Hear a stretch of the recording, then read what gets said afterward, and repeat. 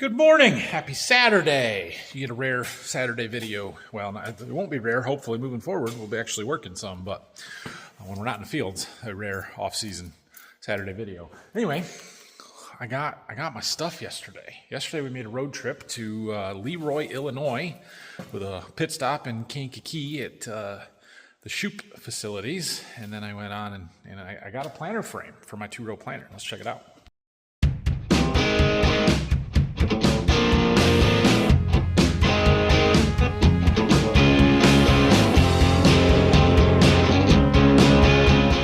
Now, I will say it was a little bait and switchy here because the picture on Facebook Marketplace was a nice finished, all put together and painted planter frame. This is not that, but I do have all of the components, and judging from the shop and the place where I picked this up, I'm going to do a better job painting it than they would have. So it's okay, but we got a little work to do here. But essentially, we have our 7x7 bar here, and we are going to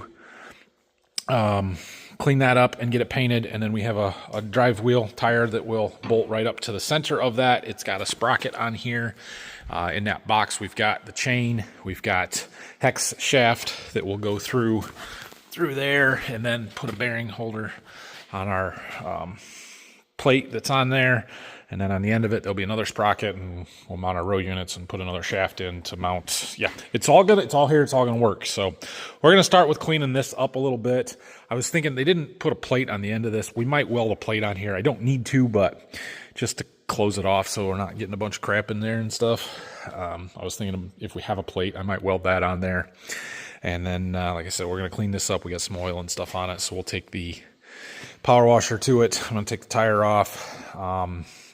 And then we're going to hit some stuff with a wire wheel probably and get the paint gun out later today, hopefully. So I could have this all together and running today if I needed to, wanted to. I don't need to or want to, so we're going to do it right. Took that tire off and drug those pieces outside here and got them cleaned up pretty good. Somebody had painted both of these actually at some point and did a really crappy job because I blew all the paint off. Green and yellow paint laying everywhere. It just flaked right off of the old paint, so that's okay. That's why we're going to do it ourselves. Not that it really matters that much. And actually it looks better now than it did before anyway. So, yeah, let that sit for a minute. So, I was looking at this. Like I said, I was thinking about putting a plate on the end here. I'm going to see if we've got anything. It doesn't need to be much. And really, like I said, I don't even need it. But an 8x8 square piece of metal that we could tack weld on there would make me feel better. Well, I found a plate, cut it to size, cleaned it up, and welded it on there. I'm not good at welding, but I'm getting better at it. That worked. So anyway, yeah, that's done. Now we need to clean it up and paint. We'll have to let it cool down for a little bit, obviously. Well, we're getting it cleaned off here. I started with a wire wheel. That didn't work real well, so I got a 80 grit flap disc, which is a little more aggressive than I want, but it's taking the paint off and making it's smooth. You can still see some of the lines and stuff, so I might try and find 120 grit, some sandpaper or something to sand it out, but we got to get the heavy stuff off first, and then we'll try and get some paint on this. So I got 2 sides done. We're getting there. Well, we got all the paint off of it. It's all shined up. It was more than I was anticipating, but that's okay. It'll look nice. I don't think we're going to do the same to the drive wheel frame here. I did wire wheel off the loose paint and rust and spots, so I think we're going to call that okay on this. I'm debating whether I should take this apart farther and take these pieces off from the frame there. I don't know. There's bushing in here that it's got some slop to it. If this was a planter that I needed to do more than, a quarter of an acre a year, we would worry about that. But it's not, so we're not going to worry about that. I think it'll be okay. I got to get out our paint and see what we need. I know I need some paint thinner, and I want to see if we can get some, man, it feels really smooth, but you can just see some of the grinding marks, so I want to see if we can get 100 or 120 grit sanding discs. Or I used some of these flap discs quite a bit, and they seem to work pretty good. It's an 80 grit. 80. We have some 36 grit ones that are way more aggressive. But then I was using some of these sanding discs here. Use this backer and put them on there like that. These are also 80 grit. I'm wondering if I can find some of those that are smaller or finer grit that would take out some of these sanding marks and just leave it a little smoother. The paint will hide some, but I've learned a long time ago that paint does not hide scratches. So if it's smooth, it might hide it. If it's any scratch to it, it will not. So we'll try and get it as smooth as we can. And again, it's a 2-row corn planter that's going to see 1/4 of an acre a year, maybe. I don't need it to be perfect, but we're trying to do a good job, right? Might as well. Well, I ran to the hardware store. I couldn't find any of those sanding discs like I was showing you that are finer than 80 grit. However, we have these sanding discs for our orbital. So I got some 120s here. It says they can work on metal. We're going to see how it goes. I'm being too picky is what's happening here. I don't know if it's making it better. It's certainly highlighting all the flaws that I've got. That's what's going to happen. You can see where all the gouges are now instead of them just blending in. Well, it's not perfect, but that's about as good as it's going to get. So, got that done. I hit the big areas of that with some sandpaper. I cleaned that up as best we can. We're ready to clean her up and put some paint on. Or, wipe it down with some paint thinner and mix up some paint and figure out how we're going to get it put on there. Are we going to spray this? Mix up a spray gun thing? Or am I going to use rattle cans? No, we're going to mix up some good paint, aren't we? Yep, we sure are. Where are we going to do it? We're going to clean the floor right here, I guess. My forklift makes a pretty good parts rack hanger. So we're going to hang those 2 pieces there. I am going to get some paper and roll it out on the floor and spray them. Won't take much. So there is a new bearing in here that I want to not get paint on, so I put some tape on it. We're going to cut around that. Our John Deere green is pretty dark. Got to get her mixed up good. I'm trying to remember what the last thing I painted green was. We did those rims on the 7520 this winter. That was yellow. I don't know if we did some green since we did the corn head a year and a half ago. Anyway, we don't need much here. We'll mix up a little bit. I'm not going to worry about primer. We're just going to put 2 coats of green on back to back. Call it good. I tell you what, painting is so satisfying. Watch this.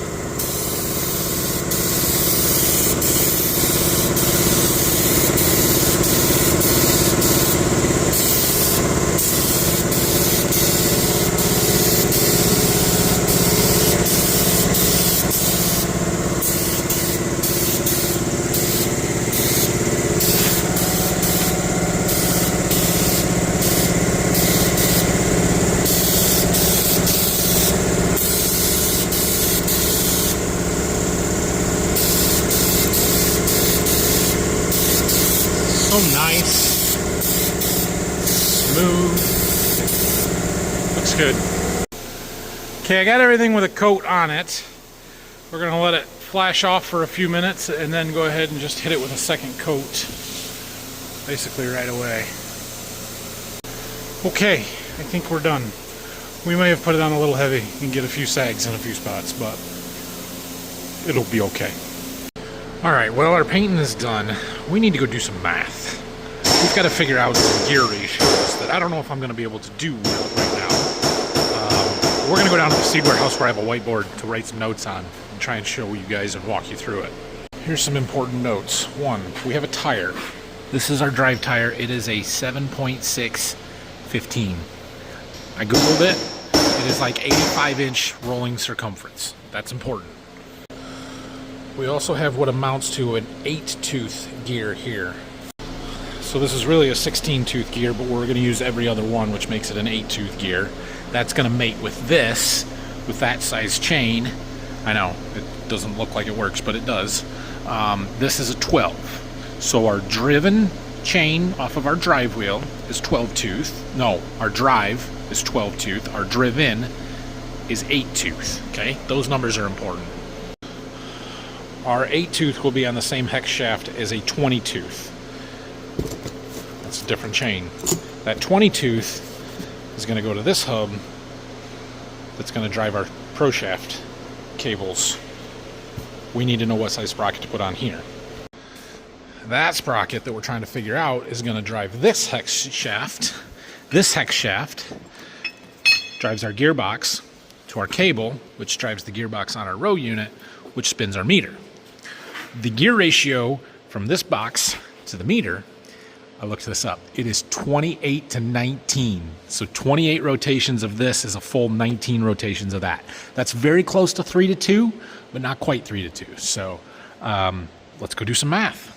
Oh, also, we're running ProMax 40 seed plates. So we have 40 cells on a plate. Okay, can you see my board? You can see my board. We're gonna do some math. I'm gonna attempt to draw some pictures and we're gonna go through a lot of numbers. Some of it's gonna make sense, some of it's probably not. I'm good at math, but also I'm gonna get confused. And this is why school is important, kids. Stay in school. So, okay. Let's try and draw out what we're gonna do here. So we're gonna move our shop back out of the way so I can get to this. We're gonna start with a tire. That's a tire, okay? That tire has a RC, rolling circumference, of 85 inches. That means every time that tire makes one revolution, we're gonna move forward 85 inches, okay? On that tire, there's a center hub sprocket. Looks something like that. That is a 12-tooth sprocket. Okay? So every time that tire spins one time, it's going to move 12 teeth on our chain. That chain, let's see, we're going to make our chains blue.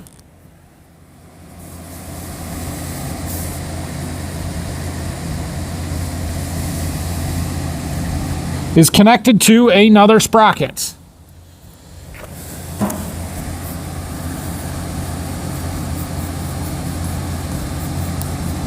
Okay, this is an 8-tooth sprocket. Following?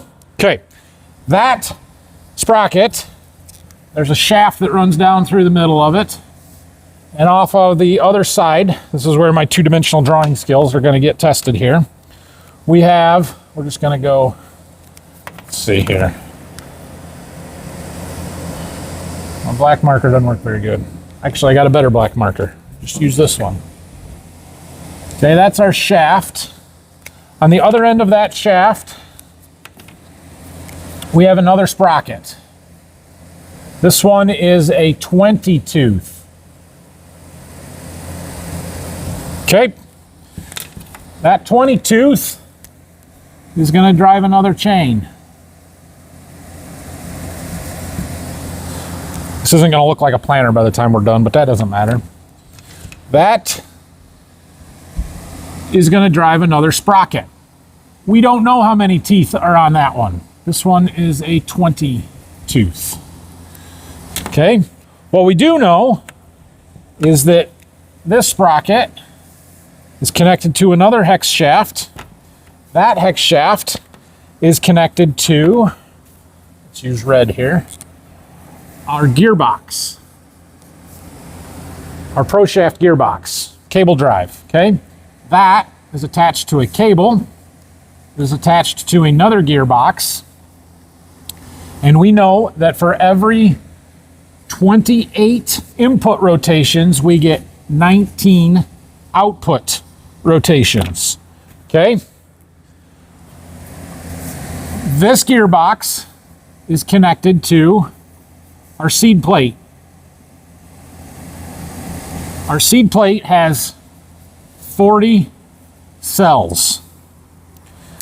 Okay, now's where we get into some math. Now, we know that we are going to move 85 inches for every rotation there, forward. So we need to know how many seeds do we want to plant in those 85 inches. Well, we're going to shoot for a population of 20,000. That's really low for corn, but for sweet corn, that's where we want it to be because we want big sweet corn ears, not lots of sweet corn ears, big sweet corn ears, right? So here's where we're going to start with some math. Let's use this one. If we have, we're going to go way over here. Can you see that? 30-inch row, and we move 85 inches. How many square inches is that? 85 times, come on, clear. 85, come on. There we go. Times 30. It's 2,550 square inches per rotation of the tire. Okay? We need to know how many acres that is. That's a little tougher math. We need to get this into square feet. How many square inches are in a square foot?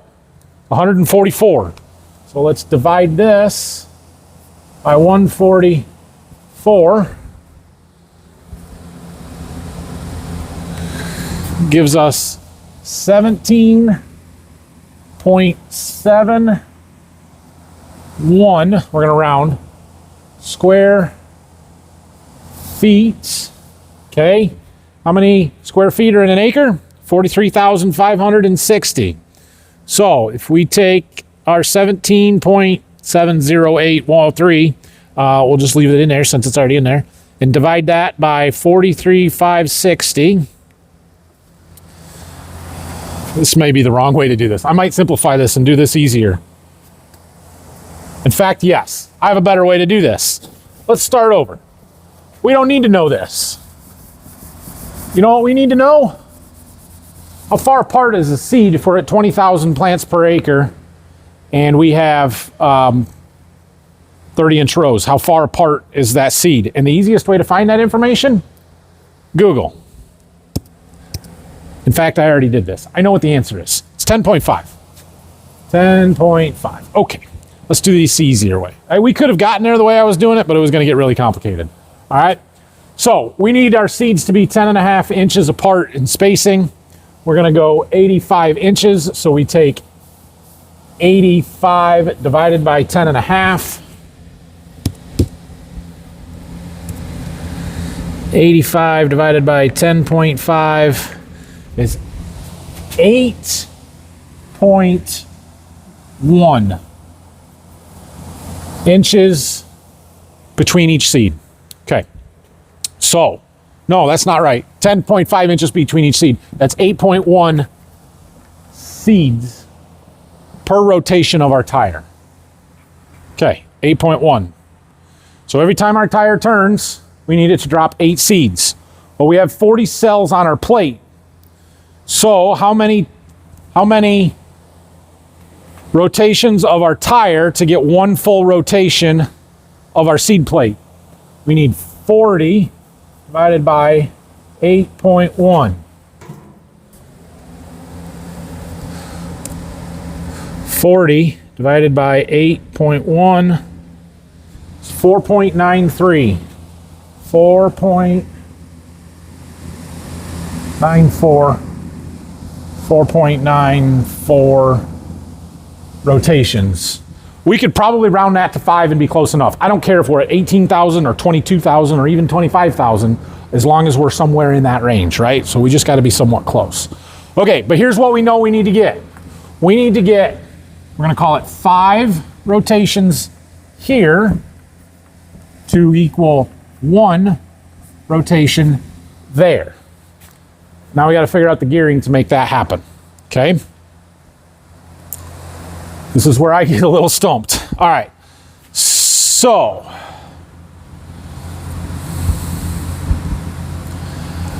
I do know that if we have a 12 tooth on our drive tire and an 8 tooth on our first hex shaft, that means we're going to reduce it by 1, right? So that means that, not by 1, by 1.5. That means for every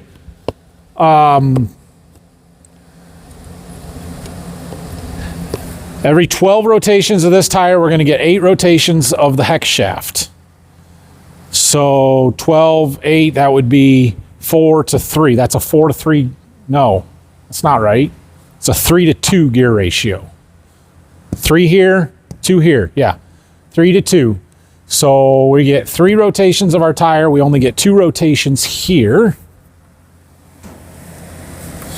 3 to 2. Okay. And we're at 18 to 19 here. So what do we need to connect those two things to get 5 to 1? How do we do that? Figuring it out on the go here. Are we 9 minutes in? Oh my gosh, this is long. All right, how are we gonna shorten this? Let me do some thinking and we'll come back. Okay, I think I have this figured out, maybe. If any of you are good at this, help me out here, okay?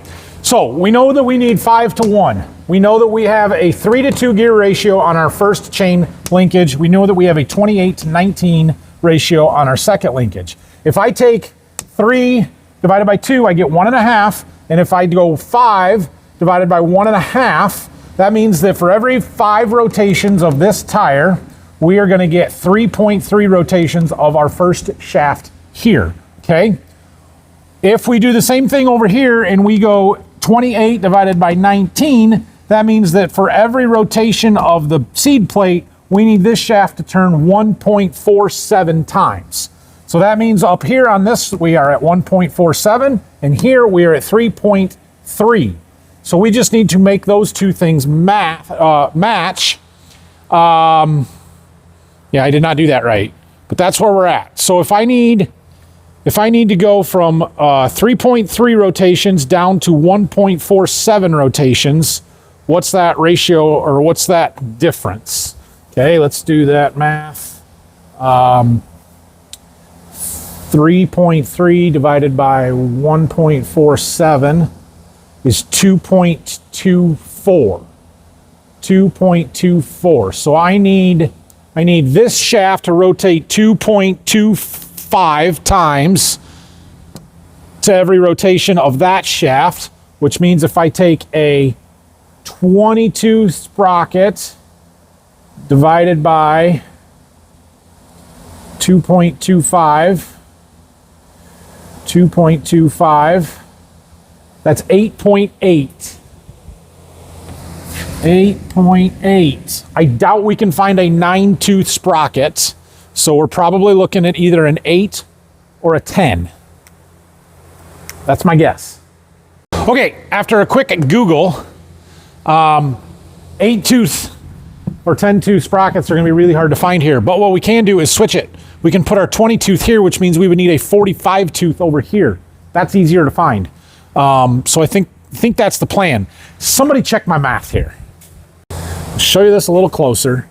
We've got a drive tire, rolling circumference of 85 inches. We need 5 rotations of this to get, where did our 5 come from? Where did that number come from? Oh yeah, I remember now. We need 5 rotations to 1 rotation here. Okay, so our total gig setup, we need 5 to 1. We have a 12-tooth and an 8-tooth that are set. We have a 20-tooth that can go in either of these two spots, and we have a 28 to 9 that is set, fixed here. This cannot change.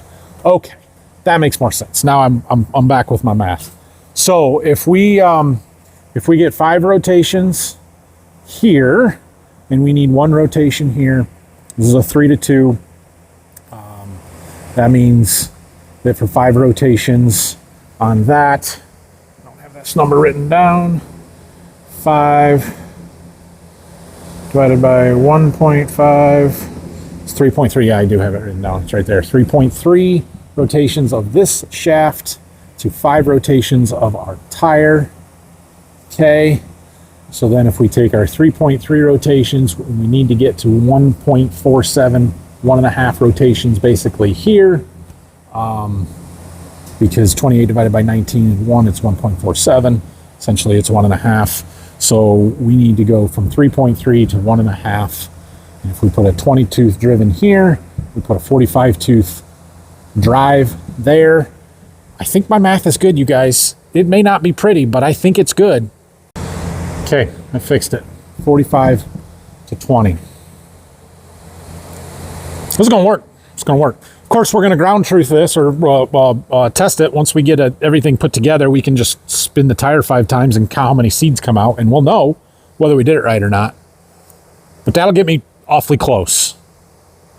I even found a 45 tooth sprocket, but the hub's too small. Oh, so close. So close. This is a 2-inch. This is not, I don't know what size that hole is, but it's not 2 inches.